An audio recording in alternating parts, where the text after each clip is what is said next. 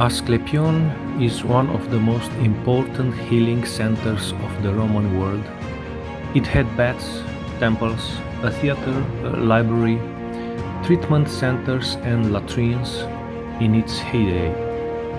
Remnants of many of these structures have been preserved on site, and what we see now is quite similar to how the center would have appeared in the time of Emperor Hadrian, 170 138 BC.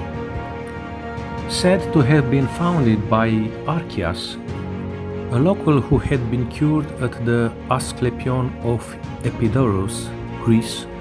Pergamon's Asclepion offered many different treatments, including mud baths, the use of herbs and ointments, enemas, and sunbathing.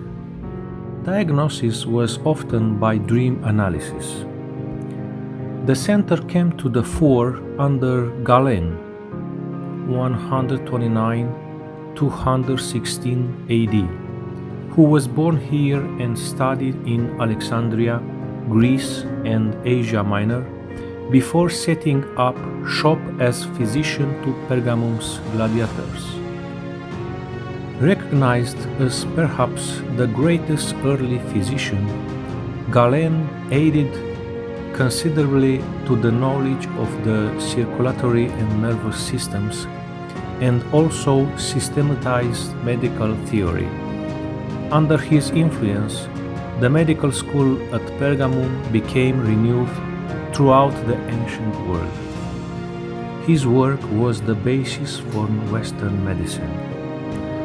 The Roman Via Tecta, a colonnaded sacred way, leads from the entrance to the sanctuary, when you will see the base of a column carved with snakes, the symbol of Asclepios, the god of medicine.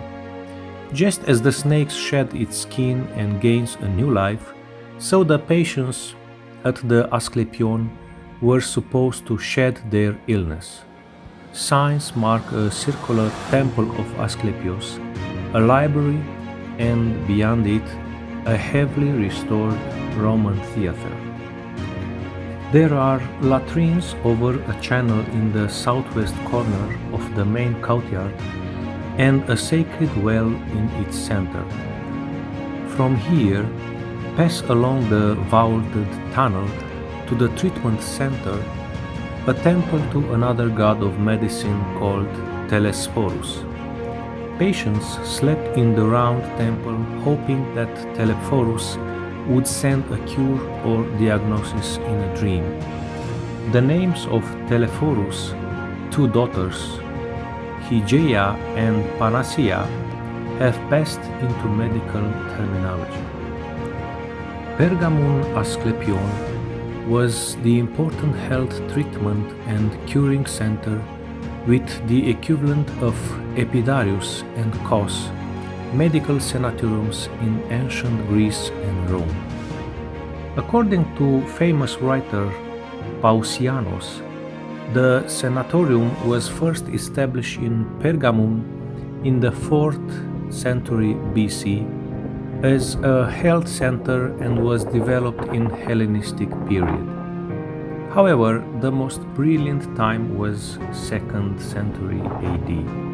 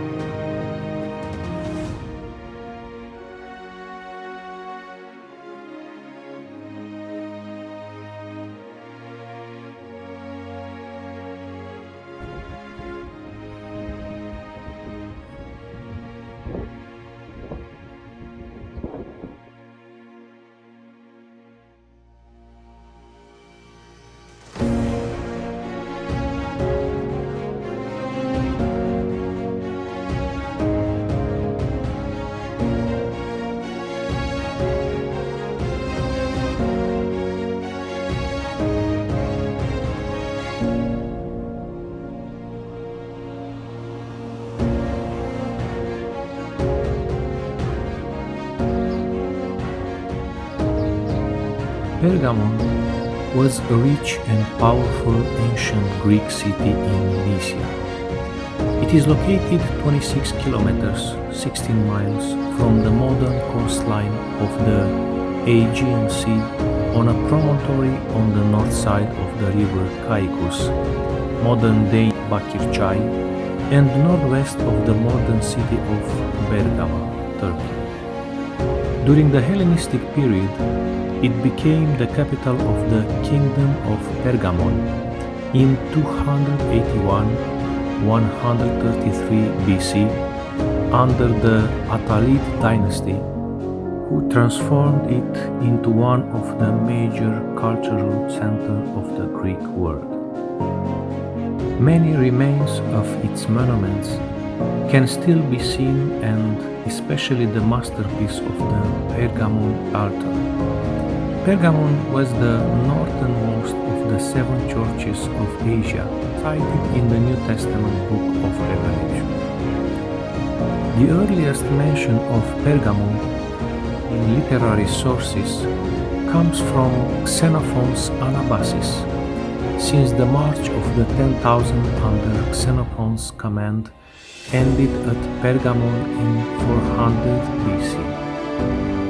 The modern visitor approaches the site from the steep and winding road that leads from the modern Turkish city of Bergama, just a few miles away. Upon reaching the ruins, the commanding panoramic view from Pergamon's 1,000-foot high perch makes it easy to understand how this city once dominated the entire region. It was a proud city in its time, and it had reason to be so.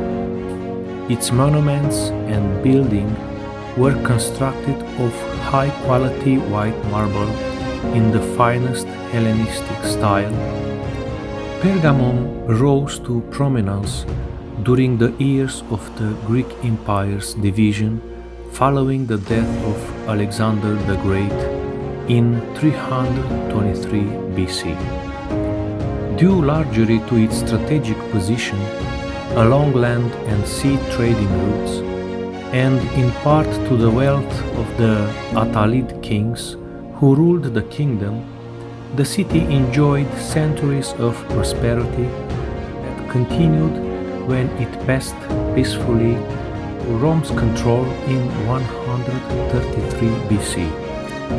The oldest and most beautiful section of Pergamon is also its highest.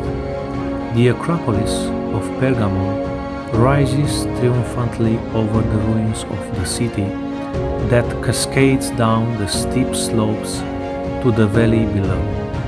One of the most dramatic structures of the Acropolis was what scholars believe to be the Temple of Zeus, the massive foundations of which are all that remain on the southern slope of the site.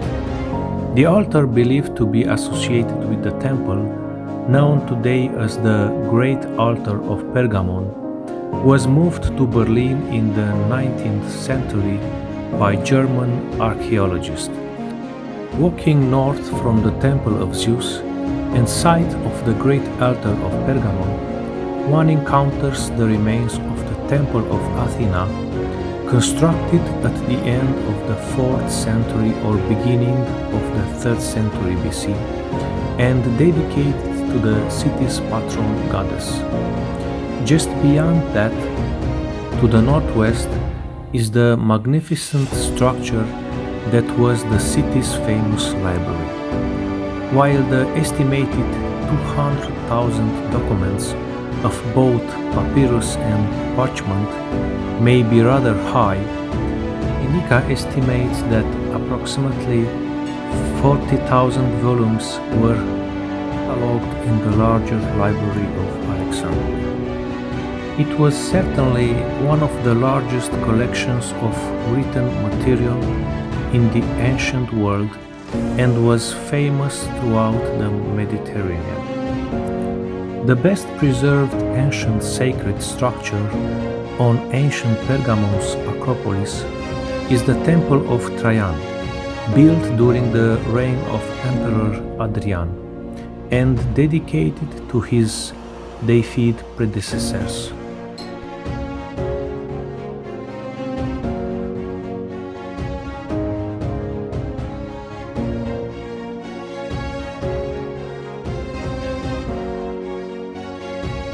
Inside Pergamon, there is the temple of Serapis, built for the Egyptian gods in the 2nd century and called the Red Basilica by locals. This is a basilica-shaped building constructed under the reign of Adrian. It consists of a main building and 2 round towers. In the Christian New Testament, the Church of Pergamon, inside the main building of the Red Basilica, is listed as one of the 7 churches to which the Book of Revelation was addressed.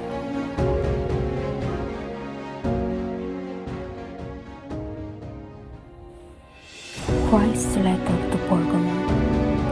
Write the following to the messenger of the congregation in Pergamon. For these are the words of the one whose words pierce the hearts of men. I know where you live, where Satan sits enthroned, yet you still cling faithfully to the power of my name. You did not deny your faith in me, even in the days of my faithful martyr Antipas was executed in your city where Satan lives. Nevertheless, I have a few things against you. There are some among you who hold to the teaching of Balaam, who taught Balak to entice the Israelites to eat things that were sacrificed to idols and to commit sexual immorality. Furthermore, you have some who hold to the doctrines of the Nicolaitans. So repent, or I will come quickly to war against them with the sword of my mouth. But the one whose heart is open, let him listen carefully to what the Spirit is presently saying to all the churches. To everyone who is victorious, I will let him feast on the hidden manna and give him a shining white stone. And written upon the white stone is inscribed his new name, known only to the one who receives it.